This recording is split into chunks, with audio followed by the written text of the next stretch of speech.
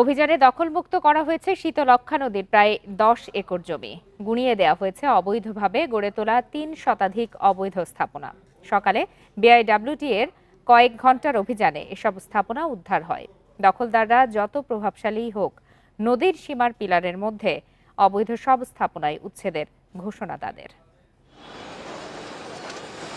নরসিংদীর পলাশ উপজেলার ঘোড়াশাল মৌজার পশ্চিমাংশে শীতলক্ষ্যা নদী বিভিন্ন সময় দখলদারদের কবলে চলে যায়। নদীর এ মৌজার প্রায় 10 একর জায়গা।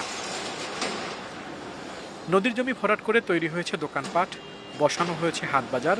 দখলের কারণে 800 ফুটের জায়গায় নদীর প্রশস্ততা কমে গেছে 300 ফুট। স্থানীয়রা বলছেন, রাজনৈতিক প্রভাবশালীরা ব্যবসা প্রতিষ্ঠান নির্মাণ করে ভাড়া দিতেন, এরপর চলতো নিজেদের মধ্যে ভাগ বাটোয়ারা। সব আওয়ামী লীগের লোকেরা এই সব দোকানের মালিক ছিল, ওরা পলাতক, ঠিক আছে। এখন ওদের কোনো ঠয় ঠিকানা নাই।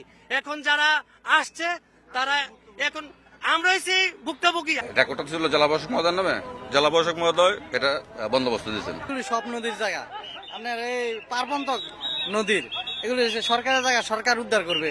আমরা আপাতত অন্তত 7 দিনের জন্য মাল সামানারই সরাই নেওয়ার সুযোগ করে দেওয়া হোক, এই আমাদের দাবি।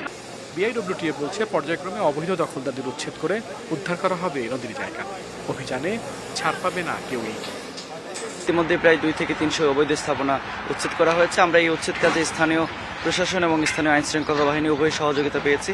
স্থানীয় মানুষজনও আমাদেরকে স্বতঃস্ফূর্ত সহযোগিতা করছেন। নদীকে দখল দূষণ মুক্ত করার ক্ষেত্রে বাংলাদেশের সকল রাজনৈতিক দল আমার মনে হয় যে একমত।